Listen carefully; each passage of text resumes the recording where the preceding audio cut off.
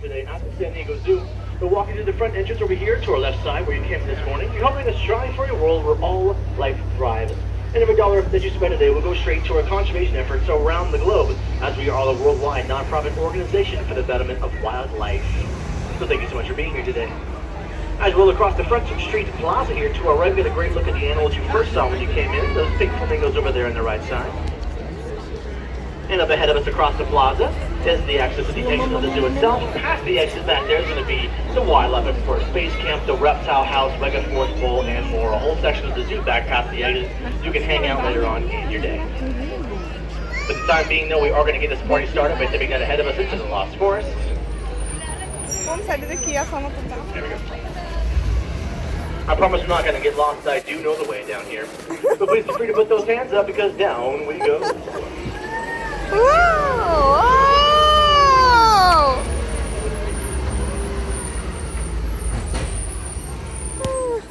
Alright, during the tour, for everyone's safety, please make sure to stay in your seats at all times while the bus is in motion. And keep all important body parts like arms, hands, legs, hooves, tails, and horns inside the bus at all times, please.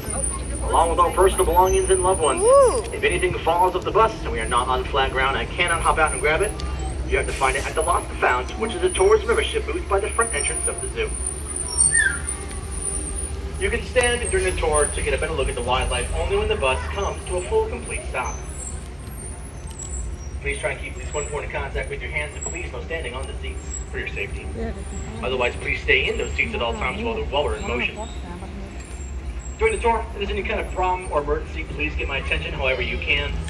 Once again, my name is Kyle. Lower deck can wave in the big mirror I have up front by the bus. Upper deck there's a big camera at the very front section of the bus as well. If there's any kind of emergency or problem, please wave in that camera. Get my attention and I'll assess the situation to the best of my ability. We're coming up on our first habitat here. It's going to be the Malayan tiger. Let's see if we can spot our striped friend this morning. It's a Sunday morning. He's probably sleeping in. But we'll see if we'll get lucky here. Look to your right. Look in the corners in the center. And see if you can spot our striped friend here on the right side. He's having a cat nap in the uppermost right corner. Hello. There he is. So look over the upper right corner section. He's facing away from us. His little tail kind of hanging out from the little rock down there, but that's one of 3 of our Malayan tigers. Hailing from the forests of Indonesia, for example, or all over our South Asian rainforest area. They're actually the conservation focal animal of our conservation group in the Asian rainforest. For our Malayan tigers here, we have cameras out there in places of Indonesia and those state parks out there. And we use those cameras to record their everyday behaviors, how they eat, sleep, mate, hunt, and more. This camera is also a fantastic resource for habitat creation. We do the best we can to make the same kind of habitat out in the wild here at the zoo for their safety and healthier.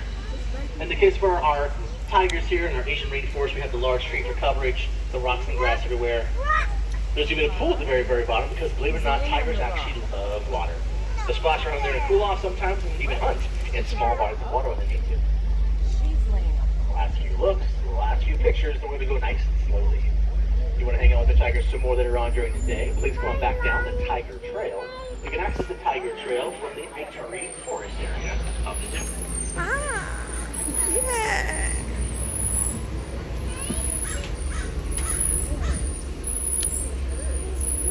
As we continue down the Lost Forest here, we're going to have a great look at our newly refurbished hippo habitat on the corner here to the right side. We also have a new addition to our hippo habitat here on the right. We have a new hippo in there. Her name is Guadalupe. She just joined us a few weeks ago. So we're going to do a quick look to our right as I make the turn up here and see if we can spot her splashing around. Also keep your eyes in the back of the habitat way back there as well. You might spot our okapis walking around.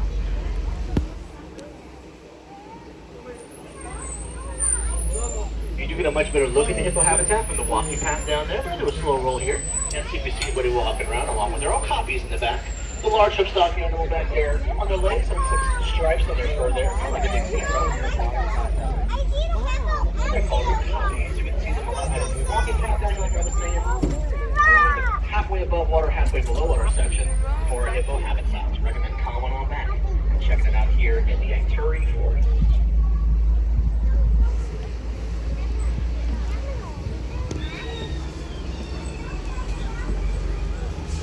As we continue down the Lost Forest here, we're getting a great look at the amazing plant life all around us. There's over 700,000 plants here at the San Diego Zoo, which makes it the largest botanical garden in the USA. And that's a very large botanical garden. All of our plants are protected. So please don't pick any flowers or leaves here at the zoo. Please leave everything where you find it. We'll do a slow roll past our Allen swamp monkey business. Everything is on the right Habitat here to side. see some monkey business. Got two of them here on the right side, kind of hanging out with each other. These are what we call them Allen swamp monkeys. They make their home up in the treetop areas of the forests around North and South Africa, primarily in the swamplands, hence their name. They're very small monkey with nice big long tail. They use their long tail to balance themselves across the various treetop habitats around their habitat area. Another great example of habitat creation here at the zoo, doing the best we can to mimic the same kind of natural habitat out in the wild here at the zoo. The tree platforms, the ropes and swings and so on, all part of their habitat. The last few looks, the last few pictures, slow roll away. You can access this habitat at the very bottom of the arterial forest. You can access the area around the corner here, past this stop sign right next to us here on the right side.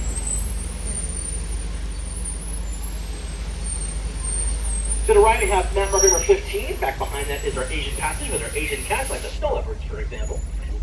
Also to the right, this little hill here is Panda Ridge. To go hang out with our two giant Chinese pandas. Definitely go check them out there. Oh yeah.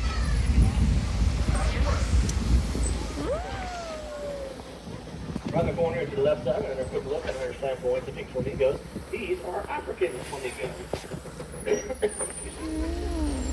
Note the much kind of lighter color pink here versus the ones you saw in the front plaza. Ones in the front plaza are the American flamingos. They have that kind of deeper color pink color. And these guys are the much lighter, almost whitish kind of pink color here to the left. These are the African flamingos. They get their coloring from their diet. They spend their whole life eating what's called brine shrimp. And inside each brine shrimp is an enzyme called a carotenoid. This enzyme carries the pink pigmentation that we are seeing here.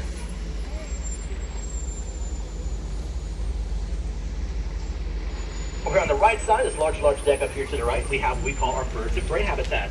Harvey eagle, Andean condor, and more. You can access our birds of prey habitat either back behind us, behind the bathroom we saw back there, or this stop sign around the corner here to the right is an entrance area for our birds of prey.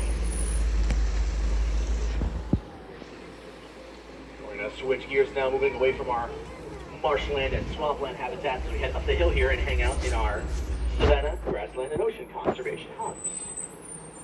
Up we go.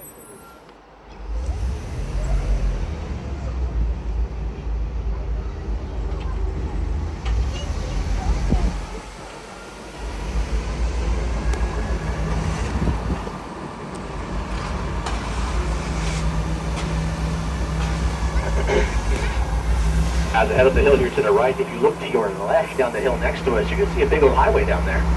That's Route 163 down below us. That's the main highway you would take to get to our sister location. Second door of our wildlife alliance up in Escondido, the Safari Park. This park is about 20 times larger than the zoo, sporting an 1,800-acre open space reserve out in the San Pasqual Valley. Here's home to our rhino rescue center, our kangaroo habitats, and our platypus habitats. The only platypus habitat on the western hemisphere. Here to the right, Joe, back in the zoo through the trees here, we have a great look at our stock animals. We got zebras, gazelles, antelopes, and more. Enjoying some nice morning snacks or some late breakfast here. Maybe you see some individuals chowing down on some food, and some individuals not chowing down. Do not worry, they're not being left out of the fun. They're pulling what's called an alert circle. They're watching out for potential threats and predators while others can enjoy their meal, drop their guard enough to enjoy all the nutrients that they need, get their fill. They'll trade places. That way everyone has a chance to get the food that they need to stay healthy as a herd, and of course watch out for that danger. Here to the left side though is polar bear plunge, coming up here to the left. Keep your eyes peeled. I'm going to pull the bus over here to the left side. We're going to do a slow roll past our polar bear habitat. We have 3 of them in there at all times, so we'll see if anybody's home. If we don't see anybody, I'm going to keep the bus rolling and see around the corner. They're viewing space, so we'll check this first one first. See if anybody's home. Much happening right now with their polar bear habitat. So I'm going to keep rolling here nice and slowly, and hopefully we can see some more around the corner. And bear with me here, no pun intended.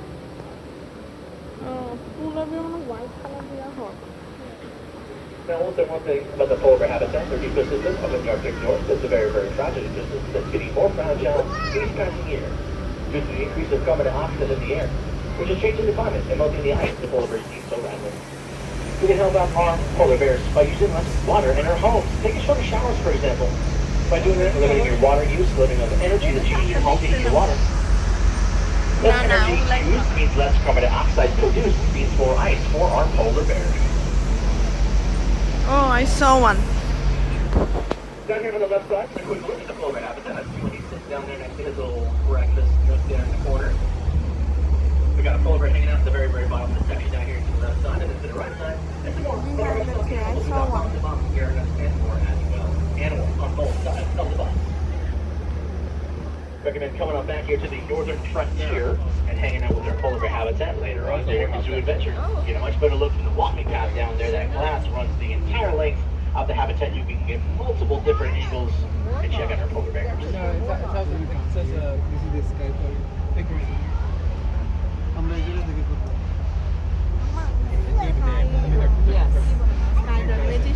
Alright, at the top of the hill here on the corner to the right side, it's going to be our Skyfire. 4 meter. We want a quick and easy break from walking around the zoo. Get a 20-minute little short film hanging out here. On the left side, though, coming up is going to be our mountain lion habitat. We're going to get a quick look, hopefully, at a couple of our females walking around. It's still kind of early in the day. They might still be sleeping in. But we'll do a slow roll by and see if we see any of our mountain lions. They usually out in the wild will keep to themselves. They're not going to be out too much, especially in very, very populated places. Too much people, door, I guess. And even though they stay mostly to themselves, it does not mean they're still not very, very dangerous. They can lash out to protect themselves or their territory. So as a reminder for all parties involved, let's make sure we are giving plenty of space to all wildlife, especially our mountain lions, when we are out in nature. Looks like right now they're probably sleeping in somewhere in a spot we just can't see too much on the bus here. So we're going to keep rolling. Hopefully maybe you can see them later on during your zoo adventure. We're going to keep rolling for now, because up ahead of us is what we call Elephant Odyssey. If you ever wanted to know what kind of wildlife was like about 20,000 years ago right here in Southern California, Elephant Odyssey is the stop for you. It showcases ancient wildlife and how it evolved into the wildlife we now know today. There's also the main gateway for our Savannah species coming up here. Now, on both sides of the bus, mainly on the right side though, so we're doing a turn here. And the first Savannah species we're going to spot is going to be our lions. Coming up next on the right. Let's go see what they're up to today.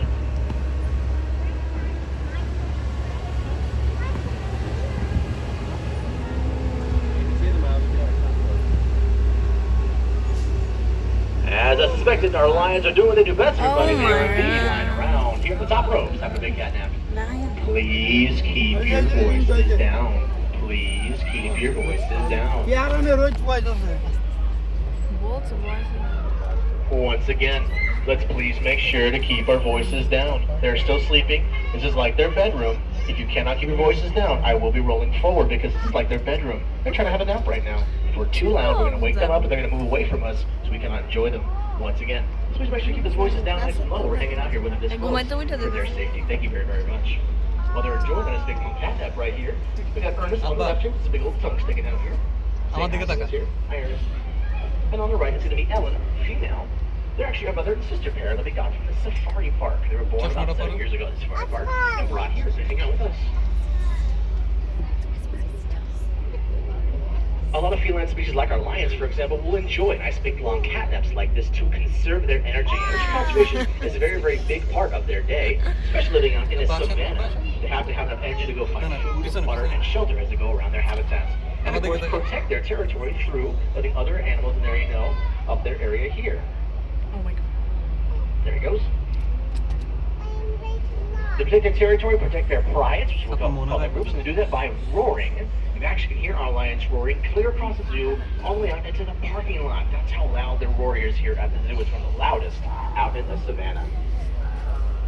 It seems like one day. Give it a few more seconds here. We're going to keep rolling here nice and slowly. You come back later on during your zoo adventure. Do not see them actually in the habitat later on during your day. Don't worry. There's a little glass viewing space on the other side of this big box here, only visible here in the very, very part of the habitat itself next time you come on by. The little glass viewing space is the other side of this big building here on the right. Do a slow roll away, get those last few pictures for y'all in the back of the bus. Oh, 이렇게 Alright, coming up next is my personal favorite. It's going to be the south American Jaguar. Once again, please ever make sure to keep your voices down for our Jaguar here. She definitely does not like loud sounds. If we're too loud, she's going to move away from us. We can't see her. I'm going to do a slow roll by. I'm going to try to talk nice and softly, and we're going to hopefully see if we can spot her. No pun intended.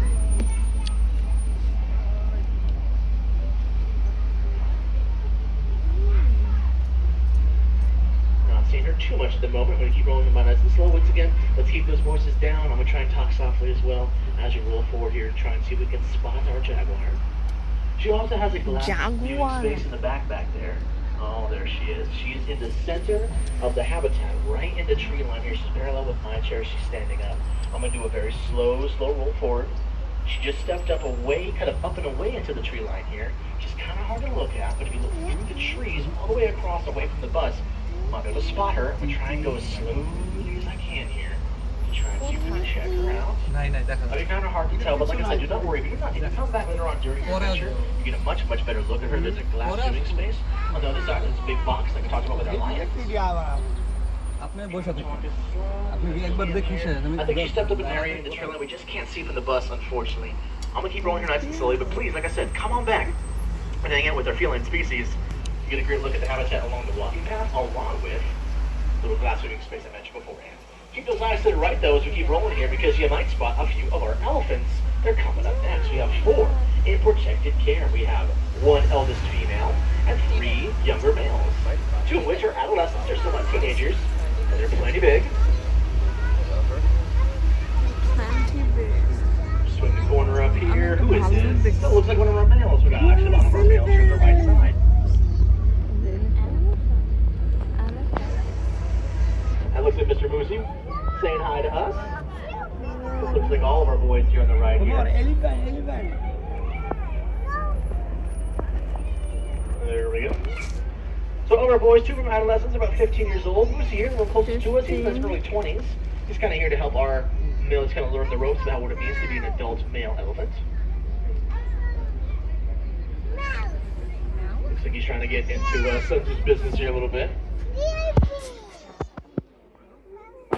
We're kind of hanging out here with the elephants. You can see the various boxes and bags and cylinders and spheres, all the things hanging from the top of the utility, as we call it here. Those are all filled with food. The idea here is we're all about the enriched experiences of our animals here at the zoo. Everything we do to empower our animals, along with replicating the same kind of habits and habitats out in the wild here at the zoo to keep them happy and healthy and comfortable while they're hanging out here with us. In the case for elephants, we kind of make them work for their food a little bit sometimes. They use their trunk to get to the top of the utility. The various boxes and bags and spheres are all filled with hay and browse and leaves. And they can use their trunk to try and get inside and get the goods inside and bring it to their mouths just like they do out in the wild. Mimicking that same kind of behavior they do, which keeps them comfortable and happy while they're hanging out here with us.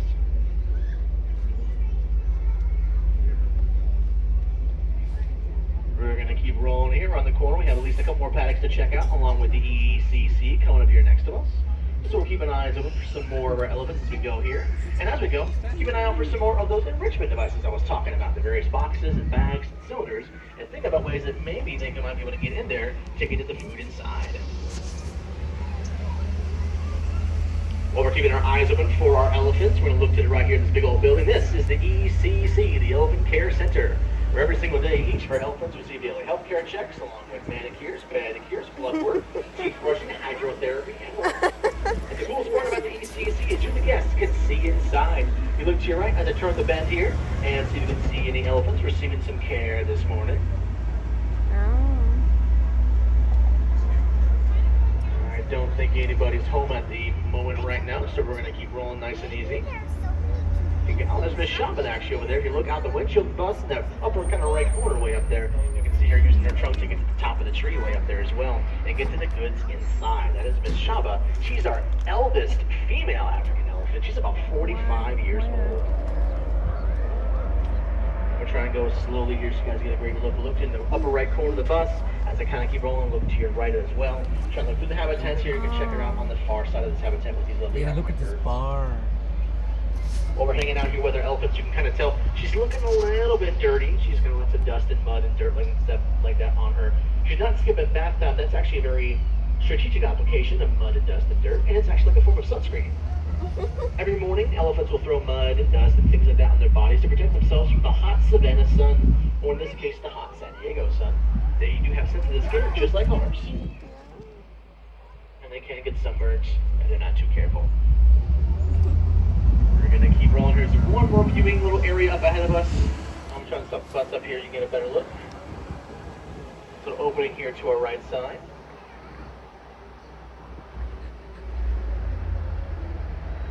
Let's see if we get a good look over here to the right.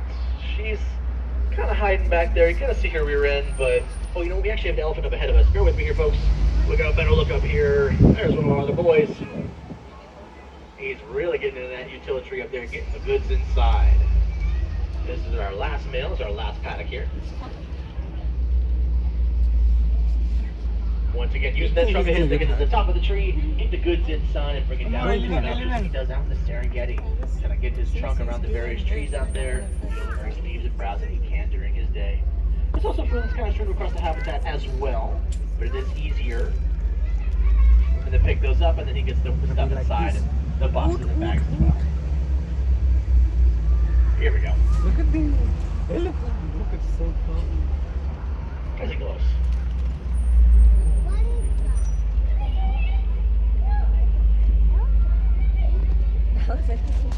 I believe this is one of our other adolescents. She's about 15 years old. She's already over 10,000 pounds. That's one big teenager. So you can tell he's using his trunk to get inside that big old hay box there to get the goods in there and get it out. You can also kind of tell there's a bit of a mud pit here. We kind of have set up for them. We just spray that down every now and then during the day. They'll roll around in there to cool off, get that protection from the sun again. They'll do that throughout the day to keep them safe and happy and healthy. Elephants are definitely some of my most favorite animals here at the zoo. Like I said, you're all day long and hang out with them, but unfortunately we do have a schedule to keep. So we'll get those last few pictures here, and we'll keep on rolling. But I recommend if you love elephants as much as I do, you come on back and hang out with them later on during your zoo adventure. You get a lovely look at all the elephants from the various walking paths and see some of those folks standing back there. Nice and close and very different angles back there as well. As we roll away, a quick look at our dromedary one-hump camels and our standard donkeys here hanging out at the very end of Elephant Odyssey. Yes. Also enjoying a bit of a morning snack here.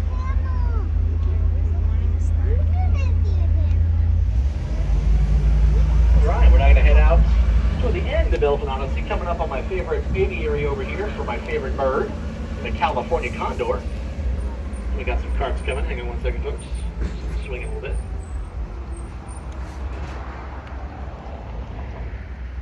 Keep those eyes high in the sky and see if you can spot our lovely condor. The one male right now. We're working on getting him a girlfriend very, very soon, hopefully. But we have the one large male here. This is one of the largest flying birds in the wild kingdom, the California condor. And he's a scavenger. He's part of the scavenging species, like a very, very large vulture. And I do not see him right now. Wait a second. What? We're hanging out in a different corner somewhere we unfortunately can't see from the bus. We're going to keep on rolling here nice and slowly. Tissue It paper. looks like he's having some food on the far, far side. Probably easy to come on back and look at him in the actual viewing glass back there, which I recommend doing. Sorry about that, y'all. He's definitely my favorite bird. I'm bummed I can't see him. I always recommend coming on back and checking him out.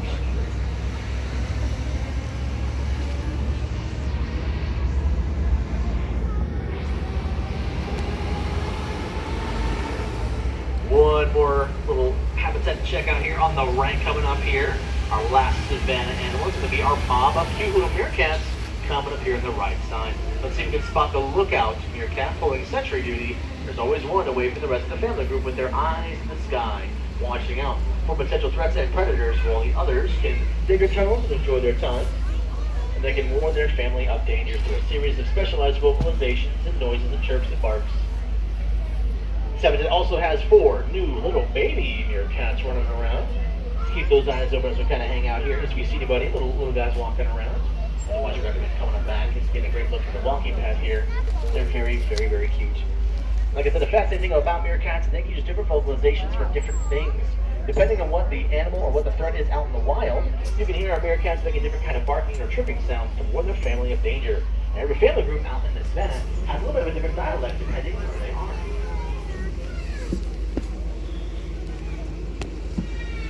Last few seconds here, we'll keep on rolling away.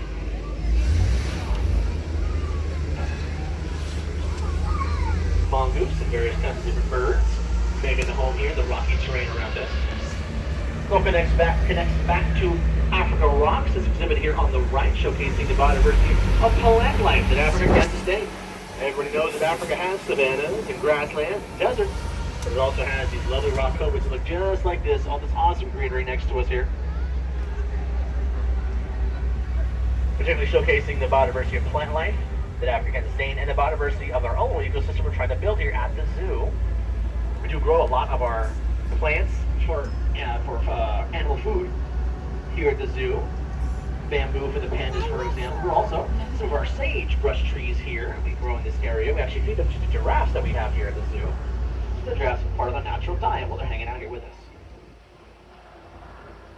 We'll move away from African Rocks now and head into the Sydney Plaza area up ahead of us. Sydney Plaza is the entrance of urban jungle. Inside urban jungle is our giraffes, our cheetah, our rhino, and our koala habitat here on the right side. As we roll on by, keep your eyes to the right. So you see the little koalas in there hanging out. Otherwise, if you don't see them, do not worry. We're going to do a big circle and they'll hang out on the far side of the koala habitat toward the end of our tour. The backside, or the to the right here, down a little pathway leads down to the urban jungle once again with our giraffes, rhino, cheetah, and the entrance to our koala habitat at Australian Outback. That's what the area is called. We're going to switch gears once again now and head down Center Street, one of the oldest parts of the San Diego Zoo, aptly named Bear Canyon. Down we go.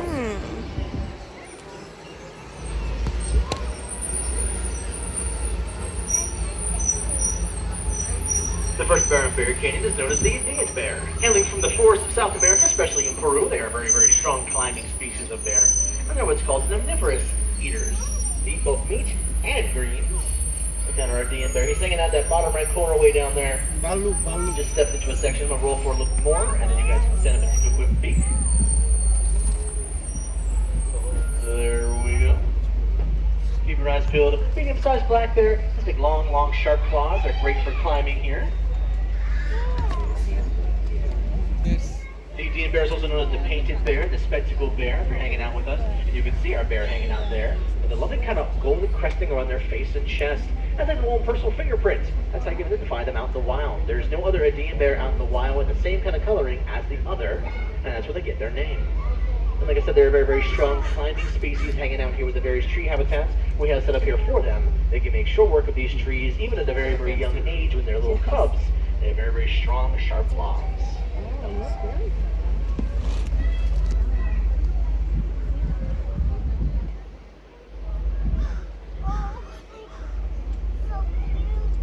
Picture photo back there. He's in the right corner, kind of hanging next to that wall. Like I said, see that lovely kind of cresting and coloring on his face and chest there, showing off those awesome colors there. We do have a couple of these bears here on Bear Canyon. This is the first one. This is, I think, our male, and then further down, I believe, is our female. The last few pictures, the last few looks. No way to go nice and slowly. Next door is going to be one of our sloth bear habitats. He's usually not out this time in the morning, but I'm going to do a slow roll by so we can spot him. It doesn't look like he's having a bear nap somewhere else off habitat, so we're going to keep rolling here.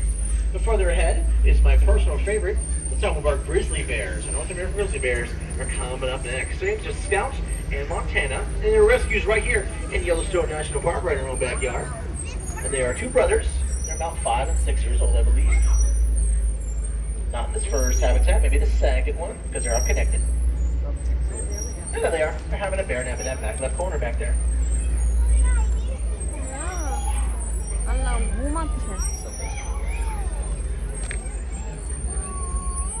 There we go. Open your Those are eyes. big. Open your It's eyes. definitely a Sunday afternoon. They're having a big old bear nap. They're sleeping in probably right now, enjoying themselves. Like I said, they were rescued from Yellowstone National Park. We pulled them from the park because Mom was teaching them the not-so-great habit of using people's trash cans and dumpsters for food. This, of course, is very, very dangerous for all parties involved. So for everyone's safety, we brought all three into protected care, rehabilitated Mom, put her back into the wild, but had to keep the cubs here because, unfortunately, they learned too much from Mom's bad habits, and it would have been a detriment to put them back out to the wild. So they've been living their best bear life ever since. Later on in the afternoon, they'll be a little bit more active as they go out for lunchtime, so I recommend coming on back and checking out our grizzly bears. They're very, very fun to watch swim around. The last few looks, the last few pictures. And we go nice and slowly. আমরা আরেকবার buster দিতাম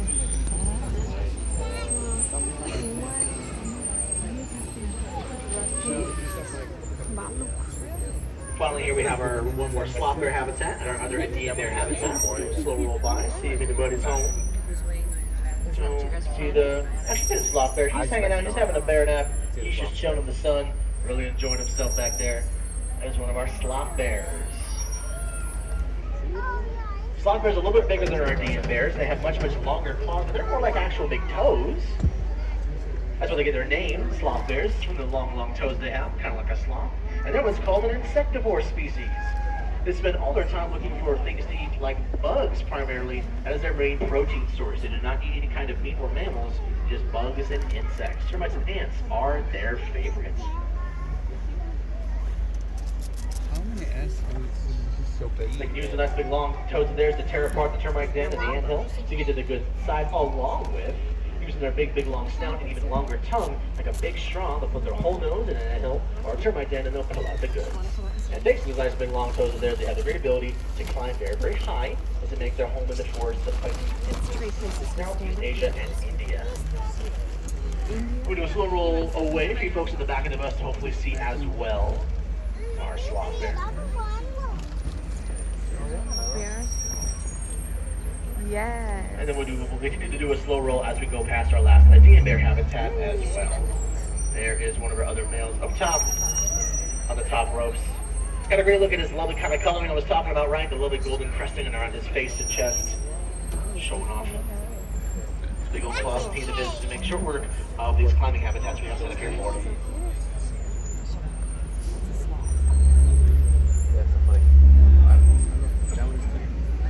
Like I said, please come back down Fern Canyon to hang out with our lovely bears that are on during your zoo adventure. Later on in the afternoon, everyone should be allowed to be more active. Grizzly bears, just for example.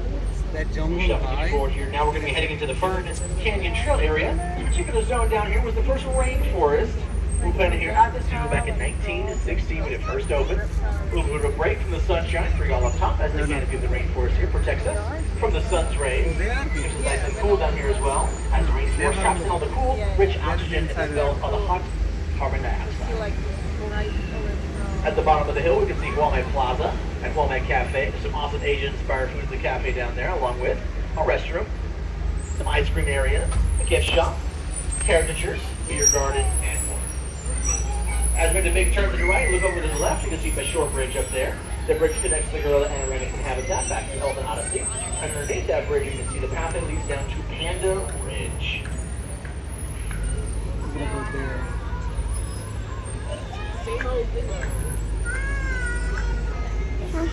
Bye. I want a baby. We're going to show some time for the home stretch. We're going to head up Africa Rocks now. We saw the northern section a second ago, and now we're going to be going to the southern section down here. We call this area Cape Fine Boss. It's home to our more tropical setting down here for our southernmost part of Africa. It's home to our South African penguin. So as I look, when I turn to the corner here, look to your left, look far away from that bus, and look against that back rock wall, and see if we see any penguins waddling around or swimming around. They look kind of fun when they're wandering around on land, but as soon as they hit the water, they become absolute torpedoes. They're very strong, fast swimmers, as they're around underwater looking for things to eat. You get a great look at our South African penguin habitat from the bottom of Africa Rocks down here, the walking path down here. There's even an aquarium setting at the very bottom of Africa Rocks, where you can watch our penguins swim around looking for food.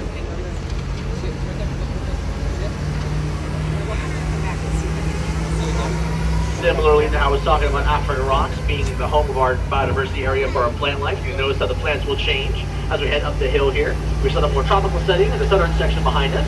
Now we're moving into our more mid-section in our Madagascar habitat to hang out maybe with some of our lemurs. We got 4 lemur species here at the zoo. Orange tuft, blue-eyed black lemurs, Shafaka species, and the ringtail. Usually, we'll be leaping around in the little tree habitats around us here, but do a slow roll by, see if anybody's home. But you see a lot more along the walking path of Africa Rocks itself.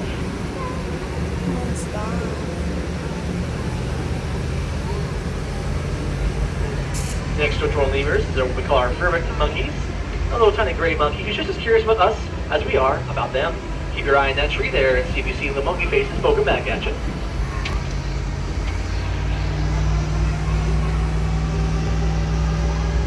Up ahead of us, the rest of African rocks moves away from us, away from the bus where we can't see too much of it. We have our leopards here, and our Galata monkeys, and our baboon. Highly recommend making African rocks part of your adventure today if you haven't yet already had the chance to. And last but not least, before we part ways today, we got a great look at our koala habitat here to the right of us here. We'll see if anybody's chowing down on some eucalyptus. We're probably having a big old koala now. Our koalas can sleep up to 20 hours a day. Talk about a dream job, right? That is because they have to spend about 3 or 4 hours each having their full meals. Eucalyptus leaves are all they eat every single day, and they're one of the only species in the world that can successfully digest eucalyptus. It is toxic to everybody else, but it's still very, very hard to eat, hard to digest. So by the end of a 3 or 4 hour meal, they're very, very tired. They have to do that big old 20-hour nap to regain their strength and digest their food. The four bottom sections down here belong to our male koalas. As we head up the hill, we'll see more of our female koalas. Keep your eyes peeled for maybe a few little joeys, little baby koalas. As we head to the top of the hill here, to the right side and to the left side is the entrance of African rocks.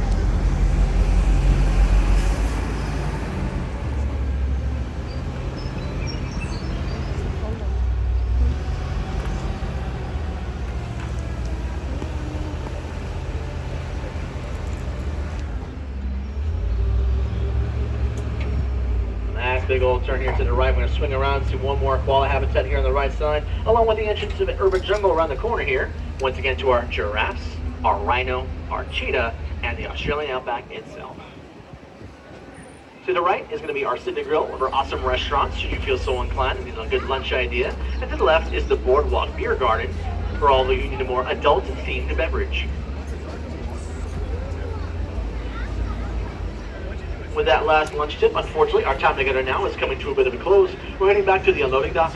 Have any questions whatsoever about the wildlife you saw in today's tour, or you saw in the zoo in general today, you can visit us on the web at sdzwa.org, or you can scan the QR code right in the back of your map. There's also an app on the App Store and the Google Play Store, should you feel so inclined. Even a podcast, you can now tune into updates every single week, wherever you get podcasts. I want to thank you also very much for being here today at the zoo, being a part of our Wildlife Alliance, helping us strive for a world where all life thrives. And reminding you that every dollar that you spend today will go straight to our conservation groups around the globe.